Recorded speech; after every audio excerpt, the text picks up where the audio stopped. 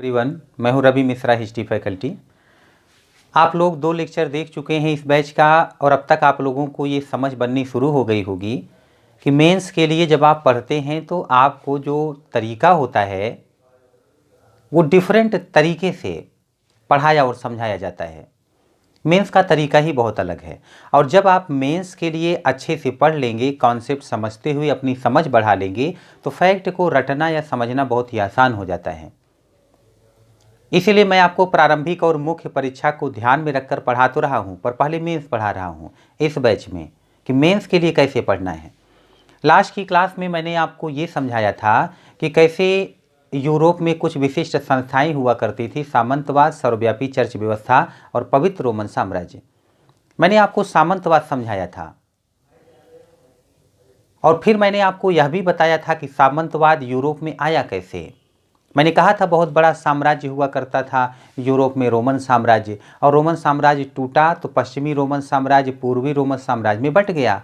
बाद में पश्चिमी रोमन साम्राज्य पर जर्मनों ने आक्रमण करके उसे तोड़ डाला, वो टूट करके बिखर गया और टूट करके बिखरने के बाद एक ऐसी विशिष्ट संस्था का उदय हुआ यूरोप में जिसे सामंतवाद कहते थे। सामंतवाद की वजह से पश्चिमी रोमन साम्राज्य पिछड़ने लगा। पूर्वी रोमन साम्राज्य 1000 साल बाद तक संगठित रहा, शक्तिशाली रहा, लेकिन बाद में मैंने आपको मैप बना करके बताया था कि किस तरीके से बाद में पूर्वी रोमन साम्राज्य को तुर्कों का हमला झेलना पड़ा, मुस्लिम शासकों का, और मुस्लिम शासकों का हमला झेलते झेलते एक समय ऐसा आया कि जो है ये जो यूरोप है पूर्वी, इधर जिसे पूर्वी रोमन साम्राज्य कहेंगे, वह पूर्वी रोमन साम्राज्य भी मुस्लिम शासकों के आक्रमण का शिकार हो गया और पूर्वी रोमन साम्राज्य के बड़े हिस्से पर मुस्लिम शासकों का कब्जा हो गया। फिर यूरोप से भारत आने के जो प्रचलित मार्ग थे उस समय पर अवरुद्ध हो गए।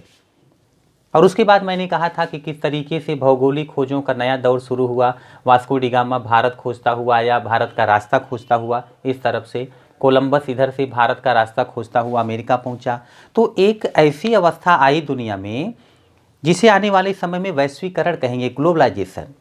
दुनिया में बहुत सारे नए नए जगह की खोज हो जाएगी। भारत का रास्ता खोजते खोजते दुनिया में बहुत कुछ खोजा जाएगा।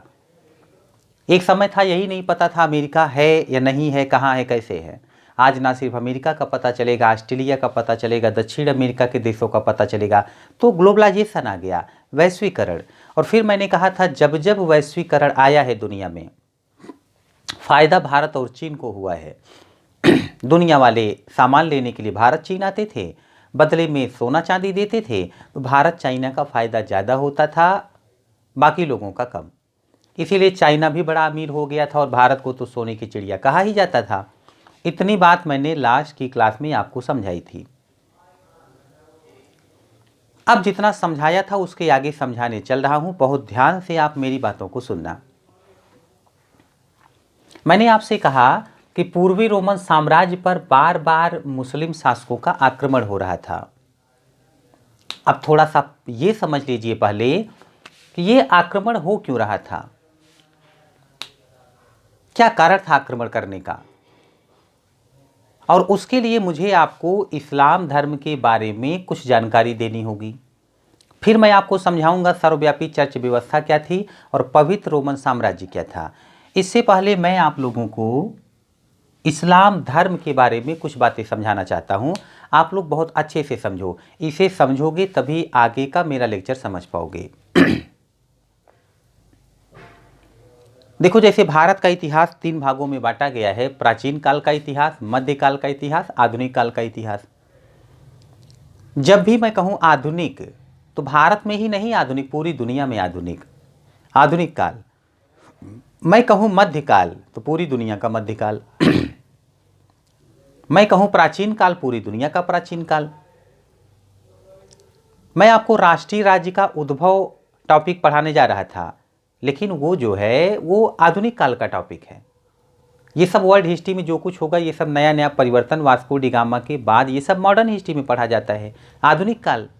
लेकिन आधुनिक काल को समझने के लिए कुछ बातें मध्यकाल की समझनी पड़ेंगी और मध्यकालीन व्यवस्थाएं ही पढ़ा रहा था मैं आपको। सामंतवाद, सर्वव्यापी चर्च व्यवस्था, पवित्र रोमन साम्राज्य, अभी समझाऊंगा, अभी सिर्फ सामंतवाद पढ़ाया मैंने। तो राष्ट्रीय राज्य के उद्भव से पहले की एक और विशिष्ट घटना समझो आप, ये भी बात मध्यकाल की ही है। मध्यकाल में ही इस्लाम धर्म का उद्भव हुआ। इस्लाम धर्म, पैगंबर मोहम्मद साहब ने इस पंथ को चलाया था। दरअसल पैगंबर मोहम्मद साहब जब इस धर्म को शुरू करते हैं तो उस समय पर आप ऐसे समझिए कि यहाँ पर ये जो देश हैं, सऊदी अरब, इराक, ईरान, सीरिया, ये सारे जो देश हैं, वहाँ पर धर्म शुरू किया पैगंबर मोहम्मद साहब ने, इस्लाम धर्म। लेकिन कोई भी व्यक्ति जब नया धर्म शुरू करता है तो अपने फॉलोअर बनाता है, लोगों से कहेगा कि हमारा धर्म स्वीकार कर लो। और पुराने लोग जो होंगे, अगर वो धर्म के प्रति कट्टर हैं या धर्म के प्रति समर्पित हैं तो कोई नया धर्म क्यों स्वीकार करेंगे। अब जैसे जो पैगंबर मोहम्मद साहब हैं वो अरब में रहते थे, मक्का, इन्होंने इस्लाम धर्म शुरू किया तो इन्होंने कहा मूर्ति पूजा नहीं करनी चाहिए, और मक्का के लोग मूर्ति पूजक थे। अब जब ये कह रहे हैं मूर्ति पूजा का विरोध करो, तो जाहिर सी बात है, देखो भारत जो है ये तो ऐसी जगह है जहाँ पर कोई कुछ भी बोले, भारतीय बहुत ही उदारवादी हैं, लिबरल हैं, ये ज़्यादा टेंशन नहीं लेते। लेकिन अरब में ऐसा कल्चर था, वहाँ पर क्या है कि जनजातियाँ बहुत रहती थी, आपस में मार काट करना वहाँ के कल्चर में था, लूट मार करना। पैगंबर मोहम्मद साहब ने मूर्ति पूजा का विरोध किया और मक्का वालों ने पैगंबर मोहम्मद साहब को ही मारने का प्रयास शुरू कर दिया, किनको मार डालो। पैगंबर मोहम्मद साहब को मक्का छोड़ करके मदीना भागना पड़ा अपनी जान बचाने के लिए। और फिर पैगंबर मोहम्मद साहब की समझ में एक बात आई कि यदि मैं सिर्फ धर्म का प्रसार करूंगा तो विधिवत तरीके से नहीं कर पाऊंगा, कोई न कोई हमें मार देगा, और इसके लिए मैं धर्म का प्रमुख रहूं एक बात है, लेकिन मुझे राजनीति का प्रमुख भी होना पड़ेगा। पैगंबर मोहम्मद साहब ने, ये पहले ऐसे व्यक्ति मैं कह सकता हूं इनको, कि इन्होंने अपने अंदर धर्म की शक्ति तो रखी ही, राजनीतिक शक्ति भी रख लिया। जैसे मैं आपको उदाहरण दूं, आपने सिखों का नाम सुना होगा, सिख गुरु, तो देखा होगा ना, सिख गुरु भी जो है कहने को गुरु थे, लेकिन वो अपने आप को राजनीतिक शक्ति से भी जो है शक्तिशाली बना के रखते थे। वो पूरी सेना बना के रखे थे अपने शिष्यों की। गुरु गोविंद सिंह कहते थे, 1.25 लाख ते एक लड़ावा तो गुरु गोविंद सिंह नाम कहावा। तो वो सिख गुरु भी थे, लेकिन गुरु होने के साथ सेना के प्रमुख भी थे, उनके शिष्य समझो उनकी सेना है, और बड़े शक्तिशाली थे। तो पैगंबर मोहम्मद साहब ने धार्मिक शक्ति और राजनीतिक शक्ति को अपने अंदर ही समाहित कर लिया, और पैगंबर मोहम्मद साहब ने इस्लामी राज्य की नींव डाली थी। इन्होंने अटैक करके मक्का और मदीना पर कब्जा कर लिया। मेरी बात ध्यान से सुनते रहो, अभी थोड़ी देर में ये सब कुछ बहुत आसान लगेगा आपको।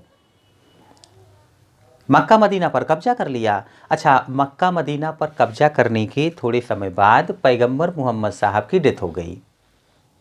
इनके मरने के बाद जो इस्लाम धर्म का प्रमुख होगा और राजनीति का भी, उन्हें खलीफा कहा गया। शुरुआत में 4 खलीफा हुए हैं, हजरत अबू बकर, हजरत उमर, हजरत उस्मान और हजरत अली। पैगंबर मोहम्मद साहब की मृत्यु के बाद, ये सब मैं 7वीं सदी की बात बता रहा हूँ, 5वीं सदी में पश्चिमी रोमन साम्राज्य टूटा था, 7वीं सदी की बात बता रहा हूँ आपको मैं, मध्यकाल की। 661 ईस्वी तक चारों खलीफाओं का शासनकाल था। अच्छा, ये चारों जो खलीफा हैं इनको निर्वाचित खलीफा कहते हैं, इनको चुना गया था। 661 ईस्वी के बाद चारों खलीफाओं के बाद खलीफा का पद वंशानुगत हो गया, पिता खलीफा है तो फिर बेटा खलीफा होगा, ऐसा हो गया। और इसी काल में इस्लाम धर्म में शिया सुन्नी विवाद उभर कर सामने आया। दरअसल जो शुरू के 3 खलीफा को मान्यता देते थे उन्हें सुन्नी कहा गया, और कुछ ऐसे लोग थे जो कहते थे पैगंबर मोहम्मद साहब के वंशज थे, अली उनके दामाद थे, जो चौथे खलीफा थे हजरत अली, वो पैगंबर मोहम्मद साहब के वंशज थे। तो कुछ लोग अली को ही विशिष्ट मान्यता देते थे और उन्हीं को खलीफा स्वीकार करते थे, वो सुन्नी कहलाए। तो आगे क्या हुआ कि बड़ी तेजी से इस्लाम धर्म का प्रसार हुआ पैगंबर मोहम्मद साहब के मरने के बाद। अब उसका कारण मैं आपको बता देता हूं, इस्लाम धर्म का बहुत प्रसार क्यों हुआ। दरअसल अरब साइड में जैसा कि मैंने कहा बहुत सारी जनजातियां रहती थीं। ये ऊंट पालती थीं, आपस में लड़ा करती थी, एक दूसरे को मारना काटना, यही इनकी जैसे संस्कृति बन गई थी। पैगंबर मोहम्मद साहब ने इनके आपसी संघर्ष को समाप्त करने के लिए, क्योंकि खुद को अलग अलग मानते थे, हम अलग हैं, एक दूसरे को मारने काटने में लगे थे। पैगंबर मोहम्मद साहब ने इनका जो आंतरिक संघर्ष है वो समाप्त करने के लिए इनको एक पहचान देनी चाहिए, वो भी धार्मिक। एक पहचान है मुसलमान,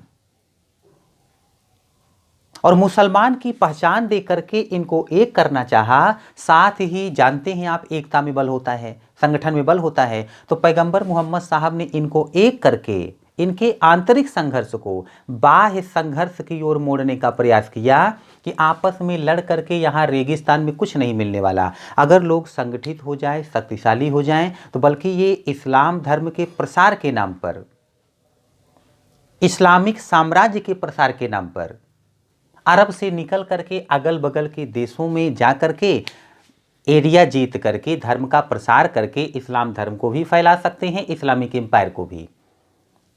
अब लोगों को एक टारगेट दे दिया कि इस्लाम धर्म का प्रसार करो। ऐसे में पैगंबर मोहम्मद साहब ने इनके आंतरिक संघर्ष को बाह्य संघर्ष की ओर मोड़ दिया, और इस्लाम धर्म ने अपनी शुरुआत में ही कुछ प्रजातांत्रिक मूल्यों को अपना लिया था। जैसे एक सबसे अच्छी बात थी मुस्लिम बंधुत्व की भावना।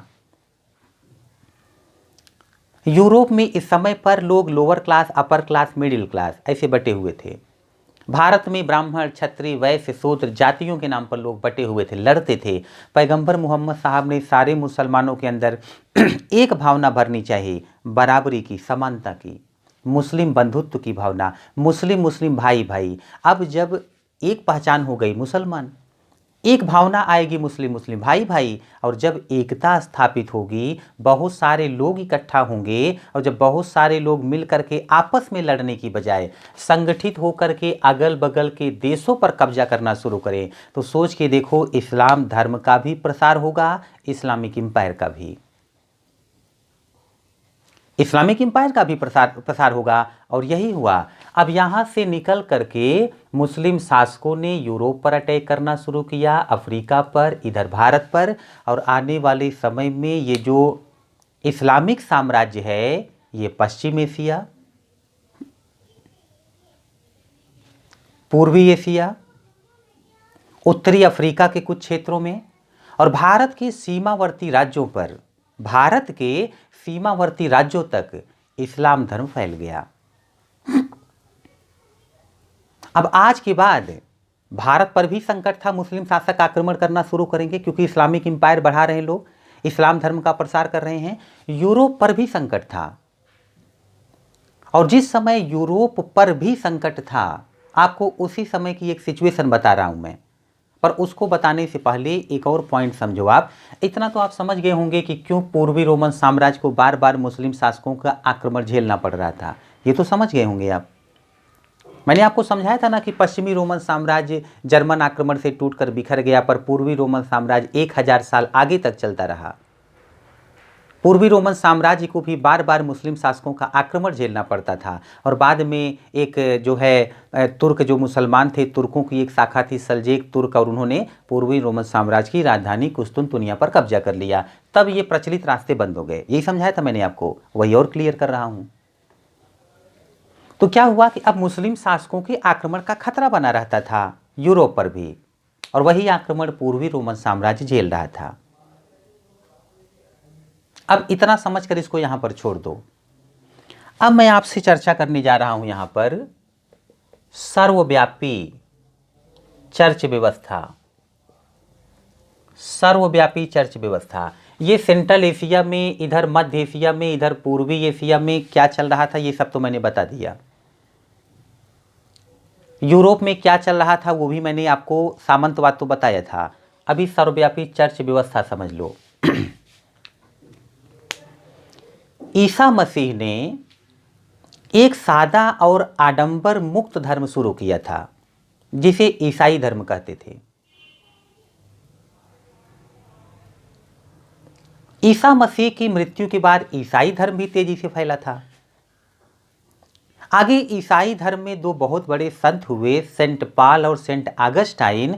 उन लोगों ने ईसाई धर्म का बड़ा प्रचार किया और लोगों को समझाया कि अच्छी भावना वाला व्यक्ति अच्छे भाव से अगर सही काम करे तो ये मानव मुक्ति का साधन बन जाता है। लेकिन एक समय ऐसा आया कि यूरोप में दो संत हुए, पीटर लोम्बार्ड और टॉमस एक्विनास, और उन लोगों ने ये समझा दिया कि सिर्फ अच्छी भावना ही नहीं, आस्था ही नहीं, अच्छे कर्म भी मानव मुक्ति का साधन बनते हैं। अब अच्छे कर्म का मतलब लोगों ने निकाल लिया पुरोहितवाद और कर्मकांडवाद। आस्था का मतलब है किसी पंडित जी के, किसी पुरोहित के पास नहीं जाना है, आपका दिल अच्छा है, ईश्वर का ध्यान करो आप। अच्छे कर्म का मतलब है कि ये करो तो पुण्य होगा, ये करो तो पुण्य होगा, ऐसा करो तो पुण्य होगा। अब कहाँ कहाँ कैसे पुण्य होगा, बहुत सारे ऐसे जैसे पूजा पाठ होते हैं, और ये सब पुण्य का काम करवाने के जानकार जो करवाते थे इसे, उन्हें वहाँ पर पादरी कहा जाता था। ऐसे में क्या हुआ, अब ईसाई धर्म में कर्मकांड को बढ़ावा मिल गया। आज के बाद कर्मकांड को बढ़ावा मिला तो वहां पर पादरी और पोप का बड़ा महत्व बढ़ गया। पादरी और पोप का महत्व बढ़ा। मैं आपको बताऊंगा, ये तो इतनी बड़ी समस्या हो गई कि धीरे धीरे लोगों के जीवन पर पादरी और पोप का इतना प्रभाव बढ़ गया कि एक समय पर पादरी लोग बैठ करके ये सर्टिफिकेट बांटा करते थे, मुक्ति पत्र, कि अगर आपसे पाप भी हो जाता है जिंदगी में तो सीधा, अच्छा आप लोगों ने कई बार पुरानी मूवी देखी होगी, तो कुछ हीरो होगा, कुछ गलत काम करता है, लोगों को मारता है, तो चर्च में जाता है और फिर कहता है दिल से कि फादर हमसे गलती हो गई, मैं अपराध स्वीकार करता हूँ। मतलब अच्छे भाव रखो, बाई चांस गलती भी हो गई तो माफ़ी मांग लो, ईश्वर माफ़ कर देंगे, ये तो अच्छी भावना की बात है। लेकिन पादरियों ने क्या किया, कर्मकांड को बढ़ावा देकर, एक बार कोई पाप करे आके क्षमा याचना करो, दोबारा भी पाप होता है तो कुछ पैसा लेके आओ, पादरी को दे दो। पादरी एक मुक्ति पत्र देते थे, नीचे उस पर सिग्नेचर मार देंगे, जितना पैसा दोगे आप उसी हिसाब से उतना पाप क्षमा हो गया समझो। मतलब जैसे आप मोबाइल रिचार्ज कराओ, ये होता है कर्मकांड को बढ़ावा देना। आज के बाद कर्मकांड को इन लोगों ने बढ़ावा दे दिया और लोगों में पादरी और पोप का इतना महत्व बढ़ गया कि जैसे मान के चलो ये पूरा का पूरा यूरोप है। अब यहाँ पर छोटे छोटे बहुत सारे देश हैं और हर देश का अपना राजा होगा, तो हर देश का जो राजा होगा, राजा राज्य की जनता से टैक्स लेता था, ये तो एक बात है। और मैं आपको बता रहा हूं, हर देश की जनता अपने देश के राजा को तो टैक्स देती ही थी, साथ ही साथ हर जगह पर चर्च होता था, बड़ा रोल चर्च का बढ़ गया। और चर्च के जो पादरी हैं उनको भी टैक्स देती थी जनता, क्योंकि वो सारे पादरी लोग जो पैसा होता था टैक्स का वो पोप के पास लेके जाते थे। पूरे ईसाई धर्म का प्रमुख होता था पोप, और वो बैठता था रोम में।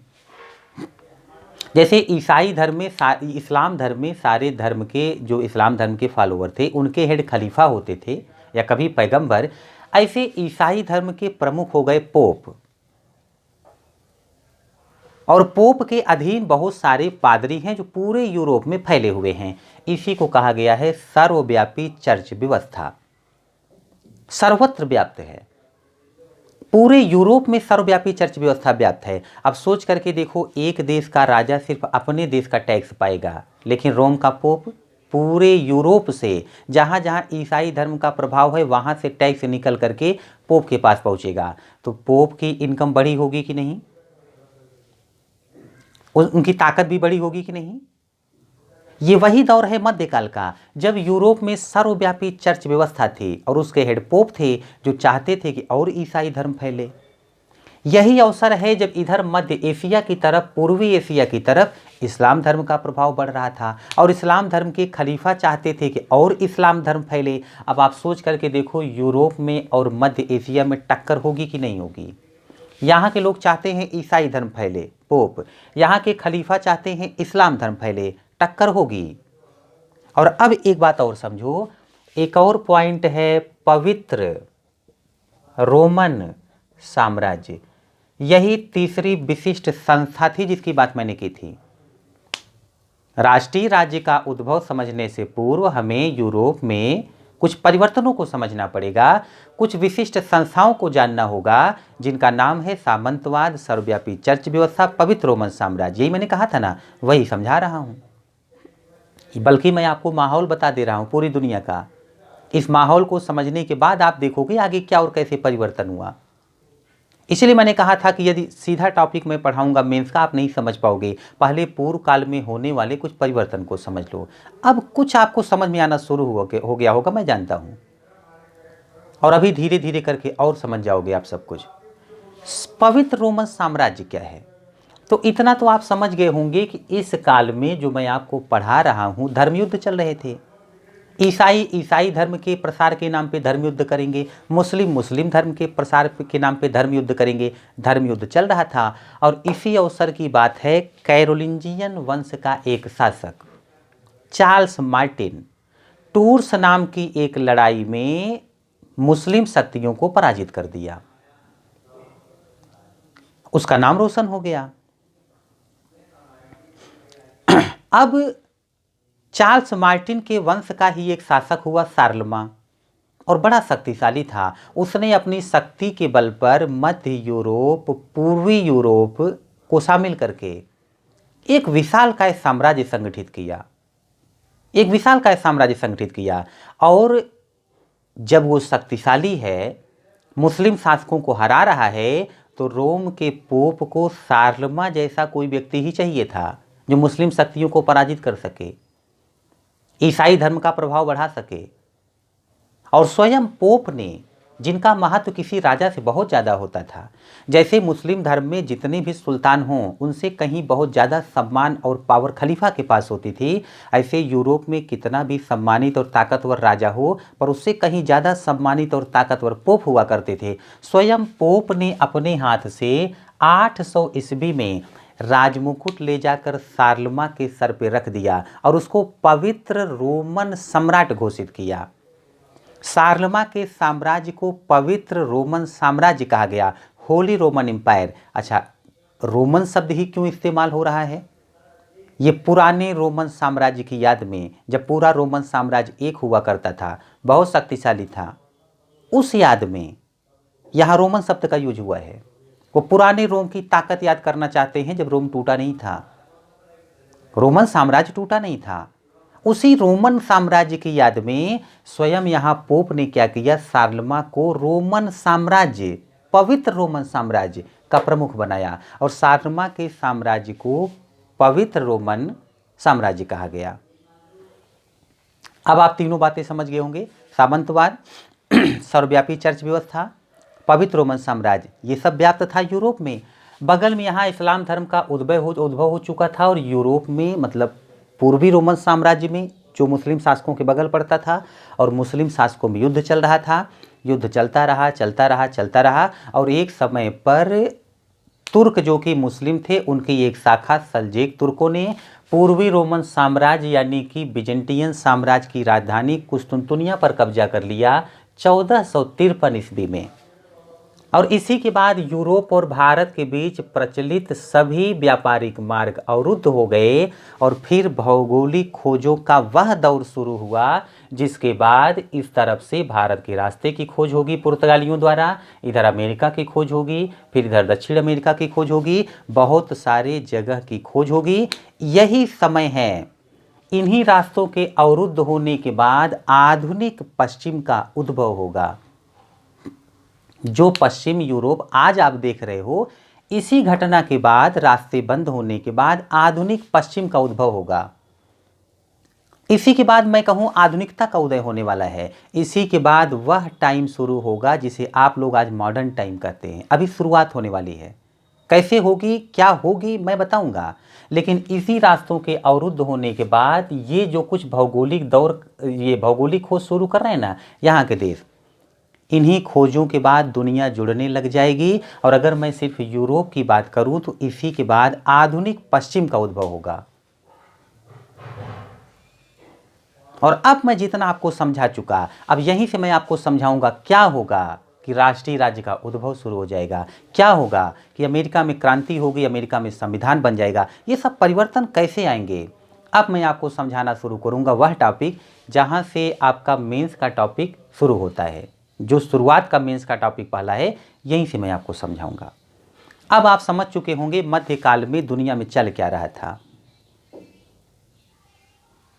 और जब आप ये समझ चुके हैं, अब आपको आधुनिक काल में जो कुछ हुआ, इन सारे हालात के बीच में से जो कुछ हुआ वो कैसे होगा मैं समझाऊंगा। उससे पहले आपको जितना मैंने समझाया ये बातें आपको लिखनी होंगी। कल को जो मैंने आपको लिखवाया था, आप लोगों ने देखा होगा कि एक सरसरी निगाह से आप अपना नोट्स देखेंगे तो सब कुछ आपको याद हो जाएगा, याद आ जाएगा जो मैंने आपको समझाया है। इसलिए मैंने आपको बहुत सरल तरीके से लिखवा दिया है और अभी फिर वही करने जा रहा हूँ। जितना मैंने समझाया अगर ऐसे सुनोगे तो 2 दिन बाद भूल जाओगे, पर अब जो मैं लिखवा रहा हूँ उसको अगर 2 महीने बाद भी देखोगे तो आपको तुरंत वो सारी बातें याद आ जाएंगी जो मैं आपको समझाया अभी। तो लिखना शुरू करिए। नेक्स्ट लाइन से लिखना शुरू करिए। बस पैराग्राफ चेंज करके लिखना। मध्यकाल में ही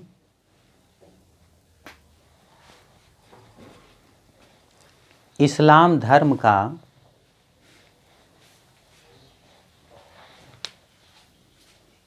उद्भव हुआ था।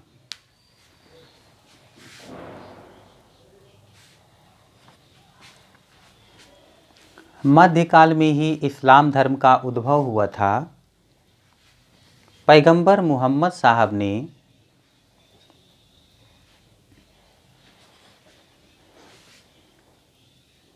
इस पंथ की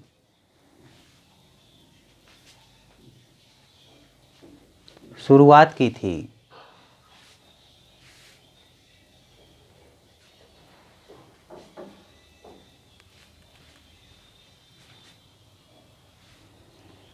अपने आरंभ के दिनों में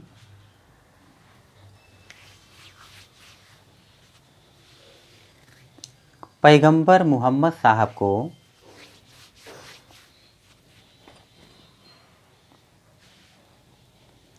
तीव्र प्रतिरोध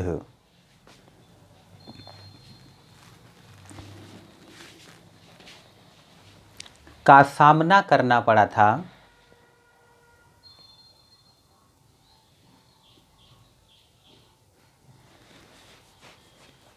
इसीलिए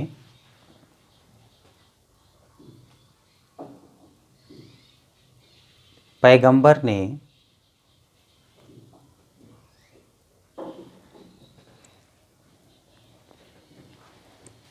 आध्यात्मिक शक्ति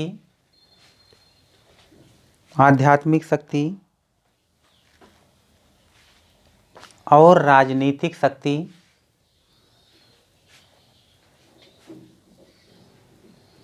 को अपने ही व्यक्तित्व में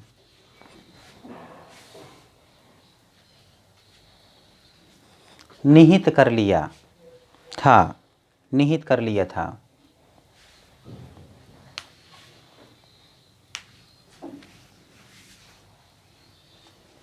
पैगंबर ने ही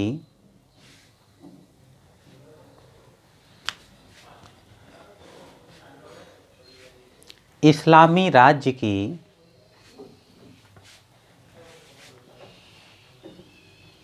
नींव डाली थी।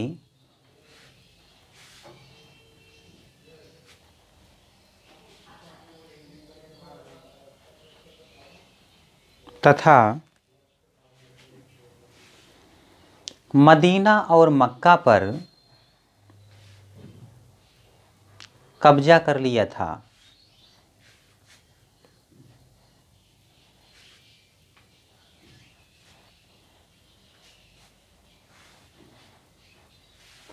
इस्लाम धर्म का उद्भव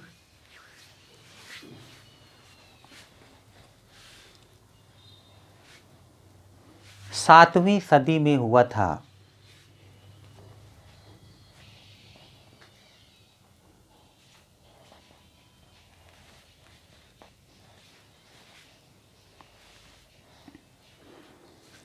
पैगंबर की मृत्यु के बाद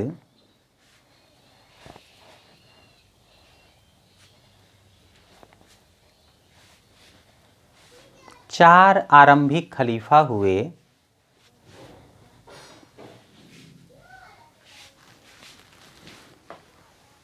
जिन्हें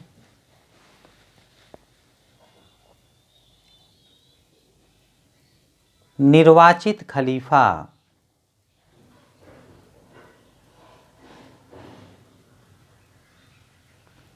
की संज्ञा दी जाती है।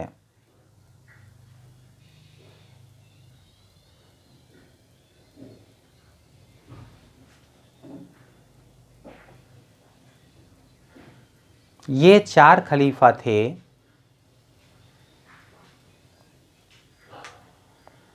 हजरत अबू बकर,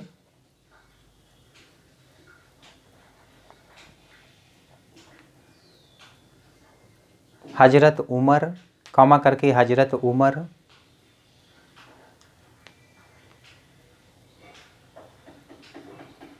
हजरत उस्मान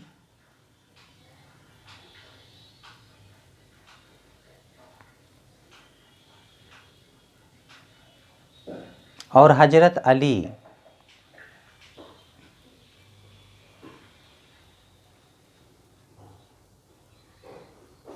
इसी काल में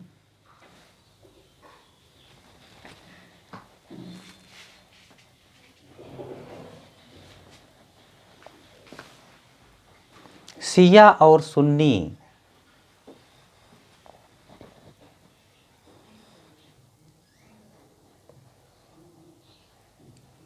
विवाद उभर कर सामने आया।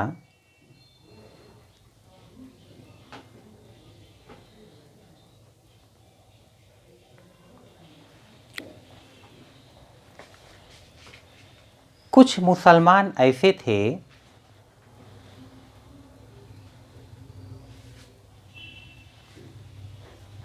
जो आरंभिक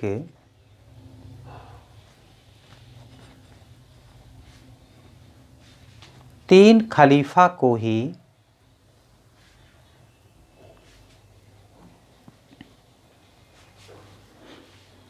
मान्यता देते थे।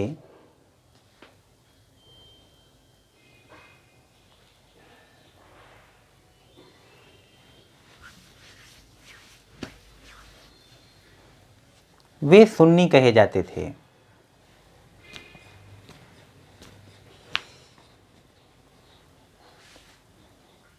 कुछ लोग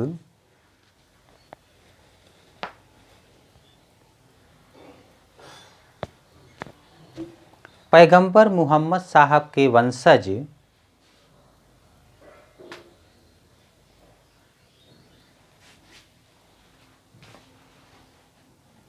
अली को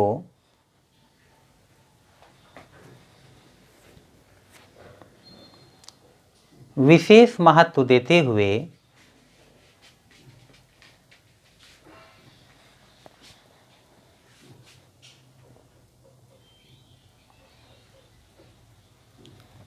उन्हीं को वास्तविक खलीफा कहते थे।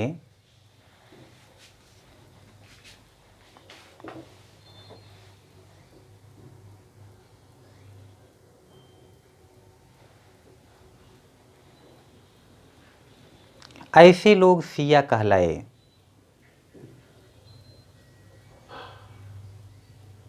ऐसे लोग शिया कहलाए।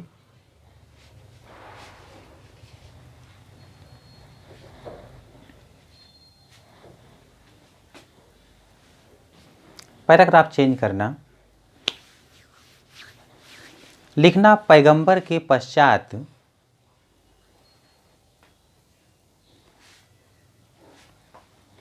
इस्लाम का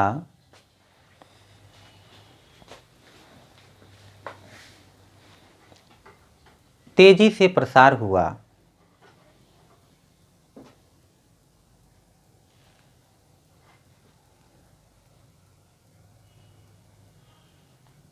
वस्तुतः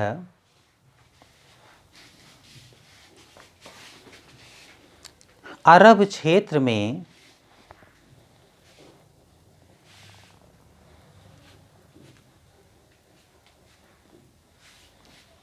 विभिन्न जनजातियां रहती थीं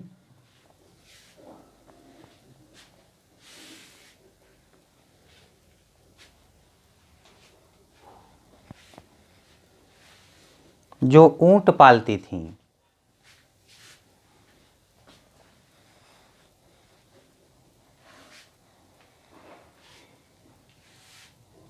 प्रायः उनका आपस में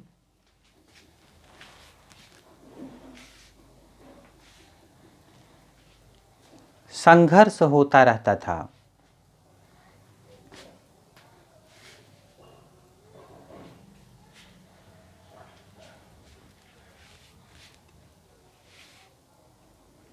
इस संघर्ष को समाप्त करने के लिए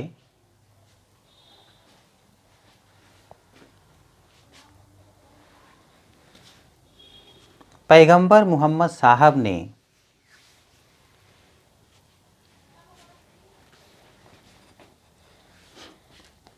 उन्हें एक पहचान देनी चाहिए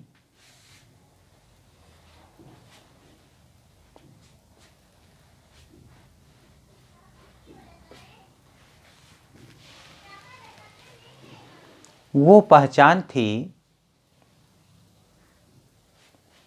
मुसलमान।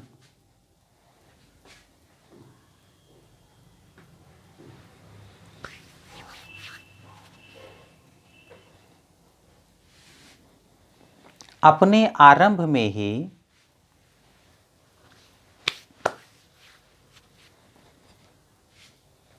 इस्लाम धर्म ने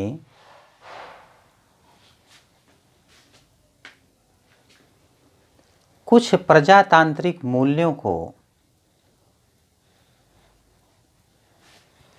अपनाया था।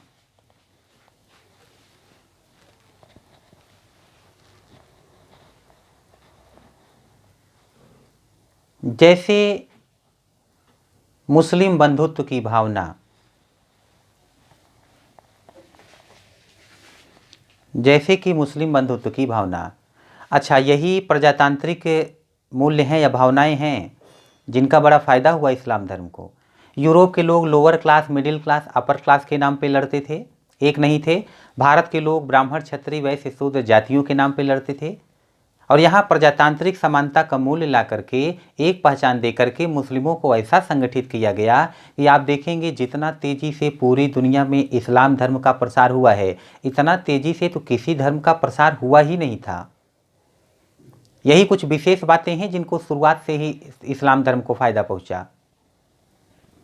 तो मैं आपको लिखवा रहा था कि जैसे कि मुस्लिम बंधुत्व की भावना, फिर लिखना इस तरह से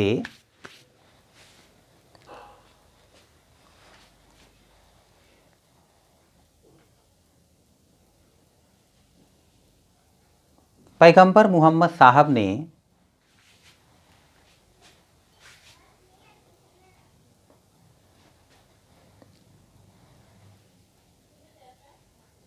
अपने लोगों को एक पहचान देकर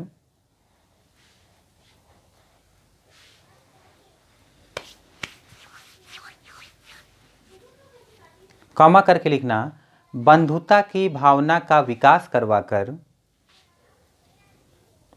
बंधुता की भावना का विकास करवाकर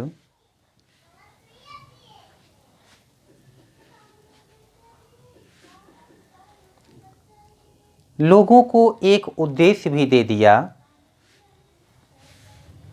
लोगों को एक उद्देश्य भी दे दिया। और यह उद्देश्य था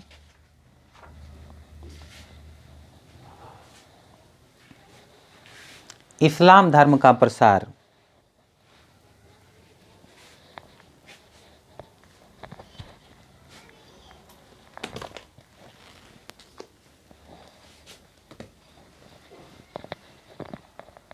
लिखना इस प्रकार धर्म प्रसार के नाम पर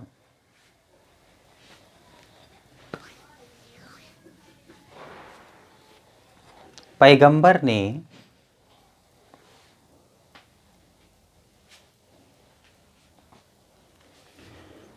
जनजातियों के आंतरिक संघर्ष को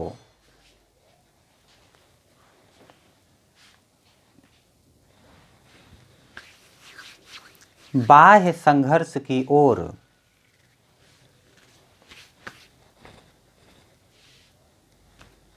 मोड़ देना चाहा। बाह्य संघर्ष की ओर मोड़ देना चाहा।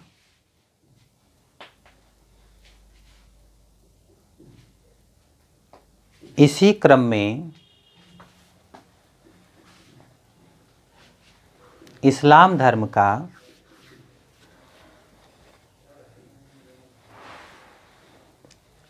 तेजी से प्रसार हुआ।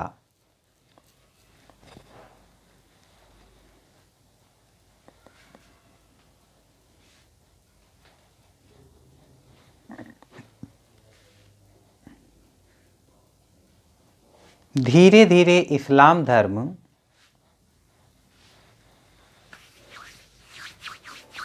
मध्य एशिया यानी सेंट्रल एशिया, पूर्वी एशिया,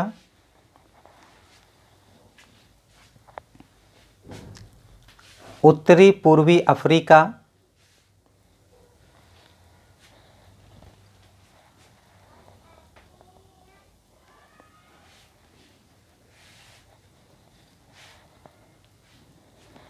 उत्तरी पूर्वी अफ्रीका और भारत के सीमावर्ती क्षेत्रों में फैल गया।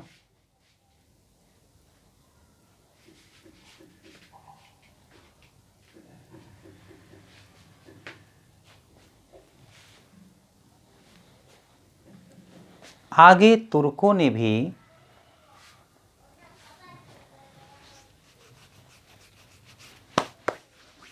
इस्लाम धर्म स्वीकार कर लिया।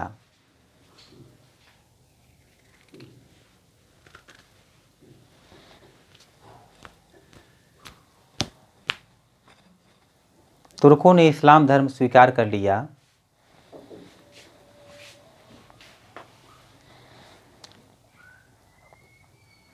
और तुर्कों ने ही कई बार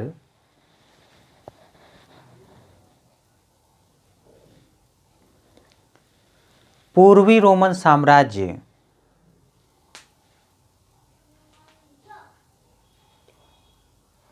बिजेंटियन साम्राज्य पर आक्रमण किया।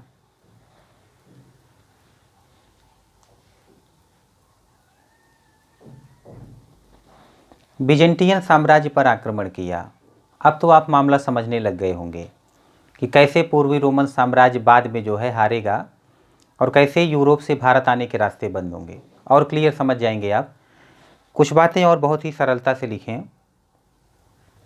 तो तुर्कों ने पूर्वी रोमन साम्राज्य पर कई बार आक्रमण किया। अब यदि मैं इतना नहीं बताता तो मैं आपको जो रोमन साम्राज्य बता रहा था कैसे हारेगा और कैसे रास्ता बंद होगा, वो आप क्लियर समझ नहीं पाते। ये तब समझ पाएंगे, देखो जब अपने दुश्मन की ताकत का सही अंदाज़ा लगाना हो तो दुश्मन को ढंग से जानना चाहिए, उसके बारे में पता लगाना चाहिए। अभी यूरोप के दुश्मन बने ये तुर्क शासक, और मैंने आपको तुर्कों की ताकत बता डाली, कैसे इस्लाम धर्म शुरू हुआ, कैसे लोगों में एकता स्थापित करके उनके आंतरिक संघर्ष को बाह्य संघर्ष की ओर मोड़ा पैगंबर मोहम्मद साहब ने, और यही मुस्लिम शासकों की बहुत बड़ी ताकत सिद्ध हुई, जिससे आने वाले समय में दुनिया के अलग अलग क्षेत्रों पर जा करके मुस्लिम शासक कब्जा कर सके। ये अलग बात है कि मुस्लिम शासकों का जो टारगेट था पूरी दुनिया में इस्लामिक एम्पायर फैला देना, वो फैला नहीं पाए वो, क्योंकि यूरोप ने अभी तो हार पाई है, वो हार गया, पर वो हार मानने वालों में से नहीं है।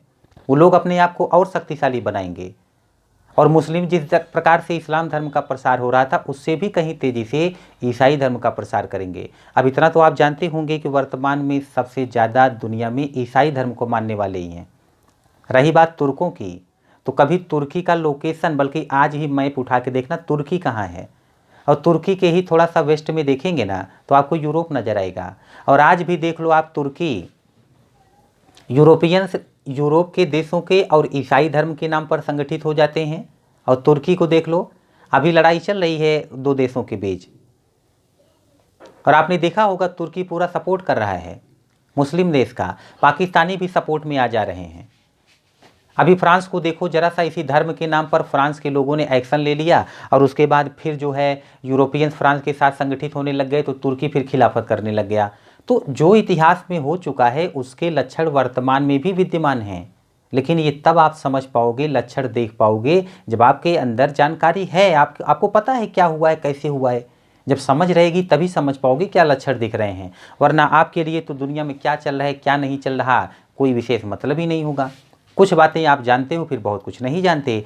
पर ये यूपीएससी है, यहाँ आपको ऑफिसर बनना है, आपको बहुत सारी बातें जाननी होंगी जो सामान्य व्यक्ति नहीं जानते, क्योंकि देश आपको चलाना है, देश आपको आगे ले जाना है। सामान्य व्यक्ति तो आप लोगों के भरोसे ही शांति से जीवन जीता है कि चलो सरकारी अधिकारी हैं वो सब कुछ संभालते हैं, हमारे जीवन में कोई दिक्कत नहीं होने पाएगी। उसको प्रॉब्लम भी होगी तो भी वो पुलिस के पास, प्रशासन के पास, यानी आप लोगों के पास ही जाएगा।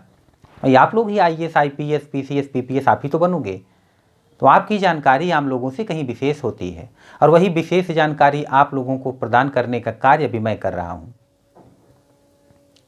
और जैसा कि मैं पहले भी सफल होता रहा हूँ, इस बार भी आप लोग मेहनत करके अगर समझेंगे और मेहनत करके आंसर राइटिंग की प्रैक्टिस करेंगे और मेहनत करके ही सफल होंगे तो मैं सफल हो जाऊँगा। तो यहाँ पर लिखना, अब एक हेडिंग डालिए, सर्वव्यापी चर्च व्यवस्था। सर्वव्यापी चर्च व्यवस्था,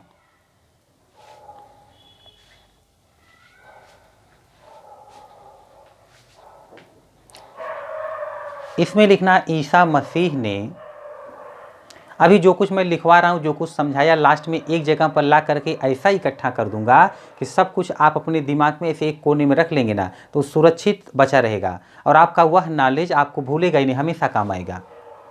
अभी देखो लास्ट में मैं कैसे सारे पॉइंट को एक कर देता हूँ, और फिर आपको लगेगा नहीं सारा पूरा कमांड है मेरा आपके दिमाग में, वो आपकी कमांड, आपका नॉलेज सुरक्षित रहेगा। तो लिखना यहाँ पर पवित्र, ये सर्वव्यापी चर्च व्यवस्था, लिखना ईसा मसीह ने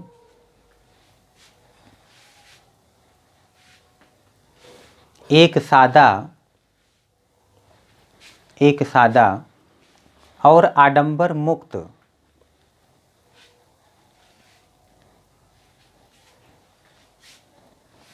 धर्म शुरू किया था।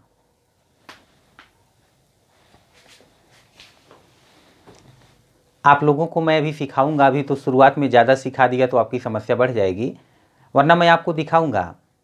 मैंने कहा ना कि बाद में जो है, पहले कहा जाता था आस्था मानव मुक्ति का साधन है, और बाद में लोगों ने कहा नहीं अच्छे कर्म भी, तो कर्मकांड बढ़ गया, पादरियों का महत्व बढ़ गया। यही तो भारत में भी हुआ है। बहुत पहले भारत के लोग जंगलों में रहते थे, शांति से ईश्वर का ध्यान करते थे, उनको लगता था दिल अच्छा है, अगर अच्छे काम करता हूँ, कुछ गलत नहीं करता, पाप का काम, तो कल्याण हो जाएगा। आस्था मानव मुक्ति का साधन था। पर बाद में यहाँ भी कर्मकांड को बढ़ावा दे दिया कि अच्छे कर्म करो। अच्छे कर्म के नाम पे खूब सारे यज्ञ और कर्मकांड कराए जाने लग गए। माना कि यज्ञ और कर्मकांड अच्छे भी थे, लेकिन बहुत सारे लोगों ने क्या किया, उसका मिसयूज करना शुरू किया। कर्मकांड के नाम पर पैसा कमाने लग गए, लोगों को बेवकूफ़ बनाकर, पाप के नाम पे डरा डरा करके। अभी भी देखो यही है, कई सारे बाबा लोग जो लोगों से कहते थे अच्छे कर्म करवाएंगे, पुण्य दिलाएंगे, प्रवचन सुनाएंगे, उसका फायदा होगा, और बाद में देखो उनकी हरकतों से उनको जेल जाना पड़ा है। आसाराम, राम रहीम जैसे लोग, बड़े बड़े नाम हैं ये। तो भारत में भी ये लक्षण विद्यमान थे, यूरोप में भी थे, पहले भी थे, अब भी हैं काम भर के, अभी पूरी तरीके से समाप्त थोड़ी नहीं हुआ है। अभी केरला में एक पादरी जो है, देखो आप, बड़ा लंबे समय तक केस चला था, वो रेप जो है का आरोपी बनाया गया था। तो आज भी ये लक्षण विद्यमान है, पर पहले बहुत ज़्यादा थे। पहले जो है ये लक्षण बहुत ज़्यादा थे। धीरे धीरे करके वो कम होंगे, बहुत कुछ परिवर्तित होगा सोसाइटी में। तभी मैंने कहा आधुनिक पश्चिम का उद्भव होगा, और धीरे धीरे आधुनिक विश्व का उद्भव होगा, आधुनिक भारत का उद्भव होगा। कैसे होगा, वही समझाने की तरफ अग्रसर हूँ मैं। धीरे धीरे करके मैं आपको समझा दूंगा कैसे हुआ, और आप भी अच्छे से समझ जाओगे। तो लिखना यहाँ पर सीधा और आडंबर मुक्त धर्म की शुरुआत की थी। इस धर्म को ईसाई धर्म कहा गया।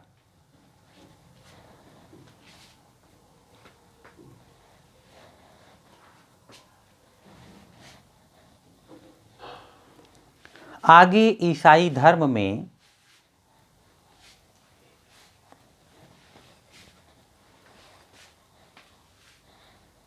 दो महान संत हुए,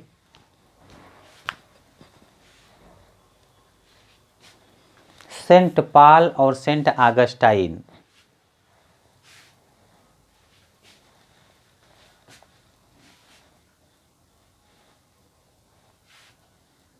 जिन्होंने ईसाई धर्म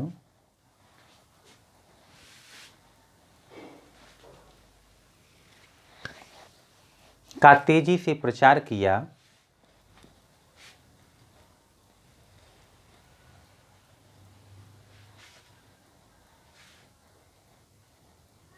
किंतु मध्यकाल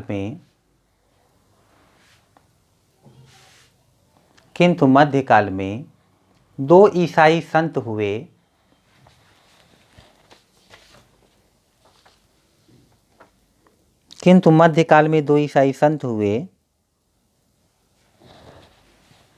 पीटर लोम्बार्ड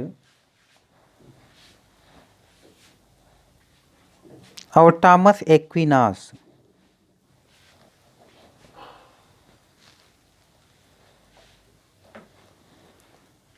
जिन्होंने आस्था के साथ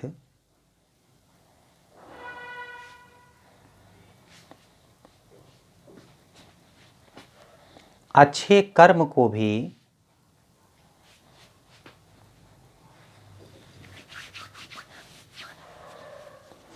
मानव मुक्ति का साधन माना।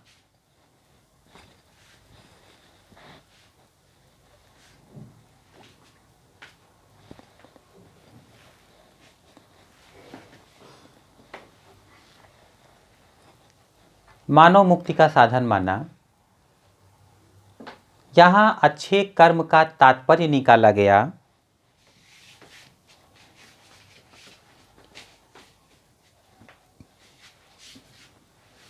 पुरोहितवाद और कर्मकांडवाद।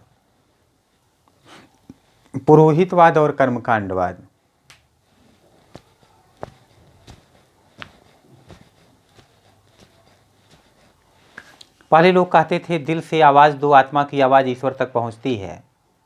अभी यहाँ आत्मा की आवाज़ नहीं पहुंचानी है, दिल से कोई आवाज़ नहीं लगानी है। कोई ज़िंदगी में प्रॉब्लम है, पंडित जी के पास पहुंच जाइए। यही कर्मकांड है।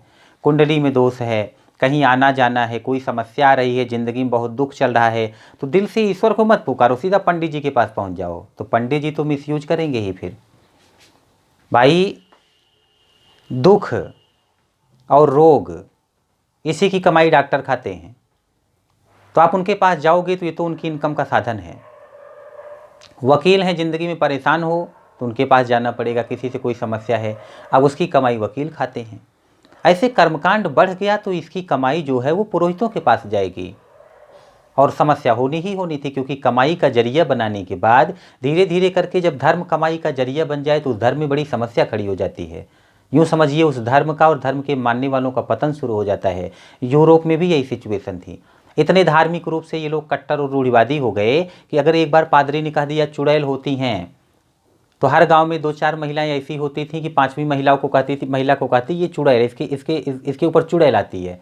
राजा तक के सिपाही ढूंढ ढूंढ करके ऐसी महिलाओं को जिनके ऊपर कहा जाता चुड़ैल आती है उनको जिंदा जला दिया करते थे राजा के सिपाही। इतना पिछड़े लोग। धार्मिक कट्टरता जो है और धर्म में कमी, और सुधार भी कौन करना चाहेगा, क्योंकि पादरी और पोप की ताकत राजा से कहीं बहुत अधिक थी। तो धर्म के खिलाफ बोलोगे मारे जाओगे। यही वजह है कि एक समय यूरोप में बहुत सारे लोग जो बात भी कर लेते थे सुधार की। ईसाई धर्म में शामिल किया गया था एक कॉन्सेप्ट कि धरती जो है वो यूनिवर्स के सेंटर में है। बात गलत थी, सूर्य सेंटर में है भाई, सौरमंडल के सेंटर में सूर्य है। पर ईसाई धर्म में बात शामिल थी, इसलिए कोई उसके खिलाफ बोलता तो मारा जाता। बहुत बाद में कहीं जा करके पता चला यूरोपियंस को कि नहीं भाई ये सूर्य केंद्र में है। जब इनके यहाँ कुछ धर्म में सुधार होना शुरू होगा तब जा करके लोग ये बात सामने लाएंगे। नहीं तो जो बोलता मारा जाता। धर्म, पादरी, पोप का प्रभाव इतना बढ़ गया कि बाकी सारे लोगों पर, लोगों के जीवन पर धर्म का ही कंट्रोल हो गया, सर्वत्र व्याप्त हो गया चर्च। इसीलिए कहा गया है सर्वव्यापी चर्च व्यवस्था। तो आपको लिखना था, अभी आप लिख रहे थे कि अच्छा, तात्पर्य माना गया, ये लगाया गया पुरोहितवाद और कर्मकांडवाद। इसी के बाद यूरोप में सर्वव्यापी चर्च व्यवस्था की शुरुआत हुई।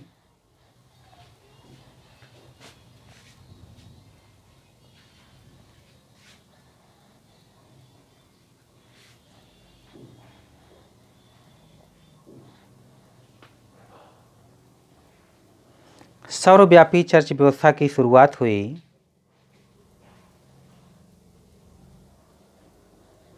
क्योंकि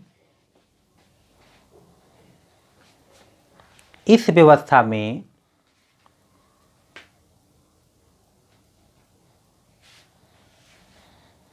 चर्च का मुख्यालय रोम में था,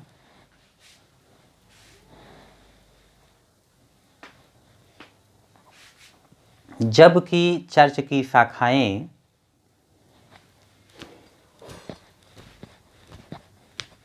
संपूर्ण यूरोप में फैली हुई थीं।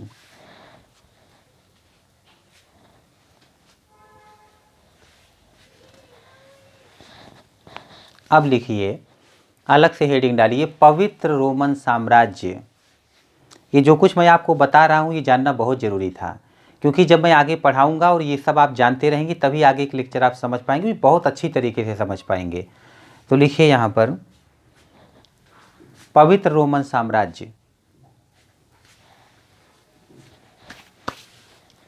लिखना इस काल में, इस काल का मतलब उसी समय सेम टाइम की बातें ही मैं बता रहा हूँ, कहाँ क्या चल रहा था। इस काल में धर्म युद्ध चल रहा था।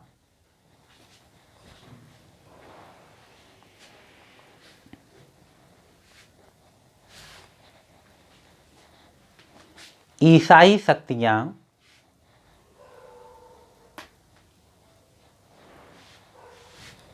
इस्लामिक शक्तियों से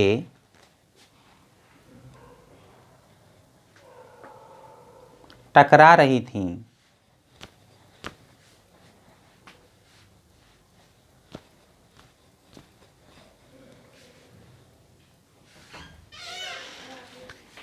फिर लिखना, इसी समय कैरोलिंजियन वंश के शासक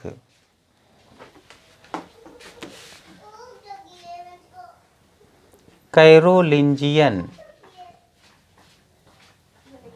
वंश के शासक चार्ल्स मार्टिन ने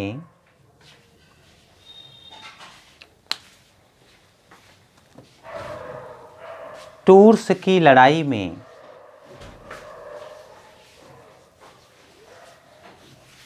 अब देखो, यहाँ मैं फैक्ट की बात नहीं कर रहा, किस वर्ष में लड़ाई हुई, कौन सा दिन था, कौन सी तारीख थी, ये कॉन्सेप्ट, यहाँ बातों को समझो। जब आप मेंस लिखोगे वहाँ फैक्ट की बहुत आवश्यकता नहीं होगी।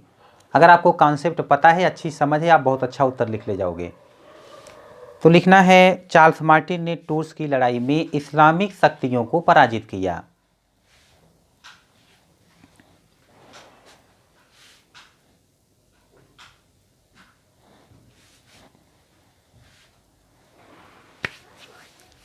आगे इसी वंश का शासक शार्लमा हुआ।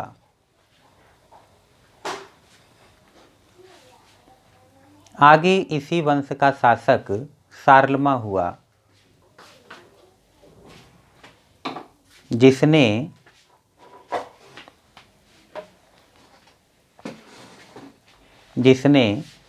मध्य यूरोप और पूर्वी यूरोप को मिलाकर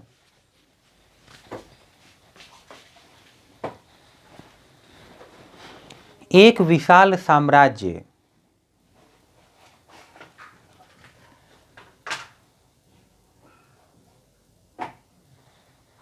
संगठित किया।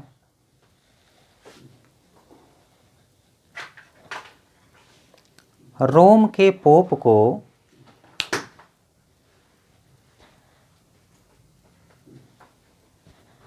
इस्लामिक शक्तियों को पराजित करवाने के लिए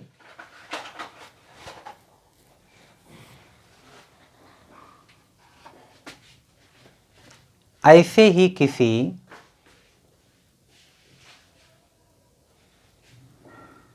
शासक की आवश्यकता थी।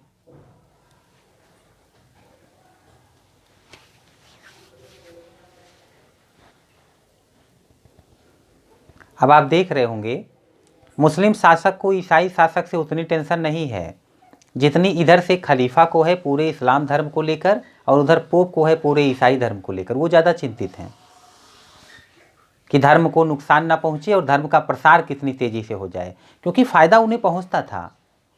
आप देख रहे होंगे पूरे यूरोप से टैक्स पोप के पास आता है, तो जहाँ जहाँ ईसाई होंगे चर्च बढ़ता जाएगा, पोप की इनकम और ताकत बढ़ती गई। तो पोप ज़्यादा चिंतित हैं इस बात को लेकर। ऐसे ही किसी शक्तिशाली शासक की आवश्यकता थी। 800 ईस्वी में पोप ने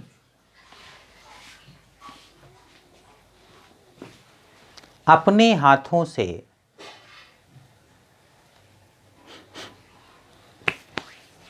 राजमुकुट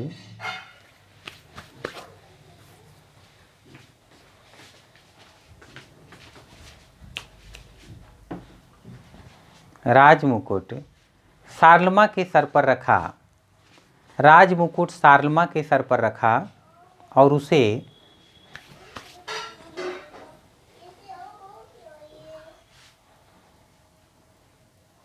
पवित्र रोमन सम्राट घोषित किया गया, या किया, उसे पवित्र रोमन सम्राट घोषित किया।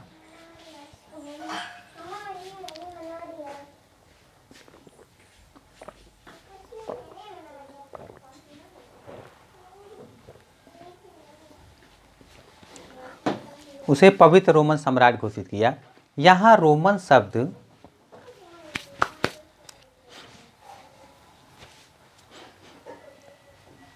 प्राचीन रोमन साम्राज्य की याद में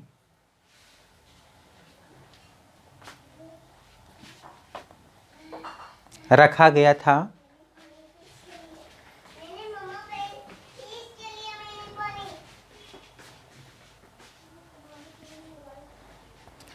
अब शार्लमा के साम्राज्य को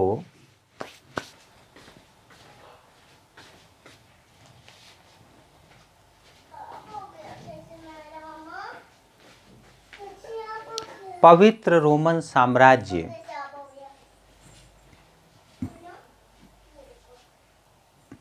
कहा जाने लगा।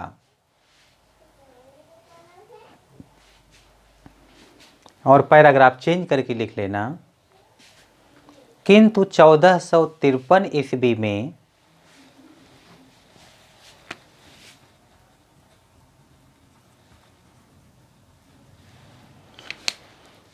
तुर्कों की एक शाखा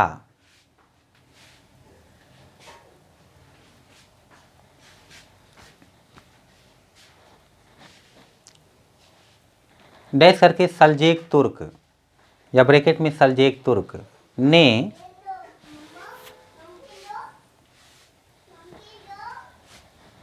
पूर्वी रोमन साम्राज्य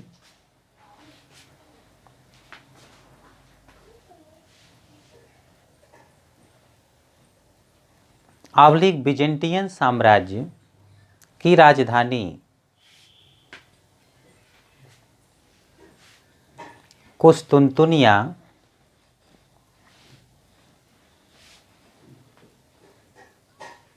पर कब्जा कर लिया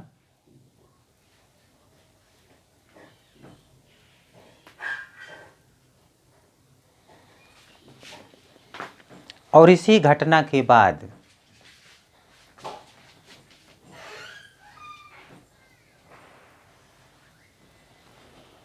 भारत और यूरोप के बीच के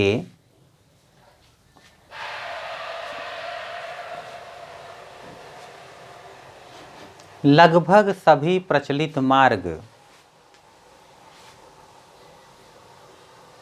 अवरुद्ध हो गए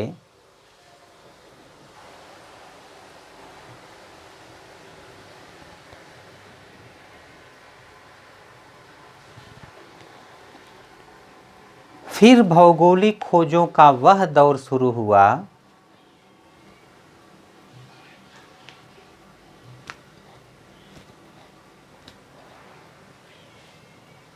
जिसके बाद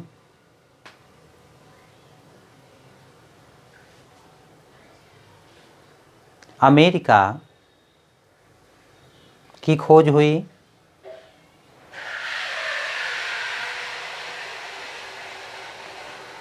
और भारत के लिए नए रास्ते की खोज हुई।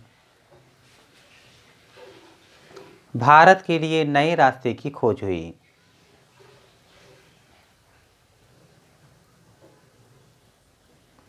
तो मैं आपको लेकर के फिर उसी पॉइंट पर पहुंच गया, आपको खूब घुमाया, माहौल दिखाया, जगह जगह की कंडीशन बताई, समझाई, दिखाई, फिर वहीं आपको लेके आ गया। तो भौगोलिक खोज का दौर शुरू हुआ, अमेरिका की खोज हुई, भारत के लिए नए रास्ते की खोज हुई, धीरे धीरे भूमंडलीकरण हुआ। जब भूमंडलीकरण हुआ तो लोग पश्चिम से भारत की तरफ, चीन की तरफ आने लगे। यहाँ खाने पीने का बहुत सामान अच्छा मिलता था, पहनने का, लोग खरीदने लग गए। पर इनकी चिंता बढ़ गई क्योंकि पश्चिम से बहुत तेज़ी के साथ सोना निकलकर भारत और चीन की तरफ आ रहा था। इसीलिए यूरोपियंस ने आने वाले समय में भारत और चीन के साथ असमान व्यापारिक संबंध स्थापित किए। यही मैंने लास्ट में बात कही थी। तो अब आप बहुत कुछ समझ चुके हैं। मेरा ये लेक्चर अगर आपके पास टाइम हो तो एक बार थोड़ा सा सुनना, फिर दोबारा फिर से सुनना। ये लेक्चर आपकी समझ बहुत बढ़ा देगा और आगे से जो लेक्चर अब मैं पढ़ाऊंगा धीरे धीरे करके आपकी समझ जैसे जैसे बढ़ती जाएगी, सब कुछ समझना आपके लिए बहुत ही आसान हो जाएगा। चाहे वो पुराना इतिहास हो, चाहे वर्तमान में जो कुछ चल रहा है, या भविष्य में क्या हो सकता है, सब कुछ आप लोग बहुत अच्छे से समझने लग जाओगे। आज के लेक्चर में इतना ही, मिलेंगे नेक्स्ट लेक्चर में। धन्यवाद।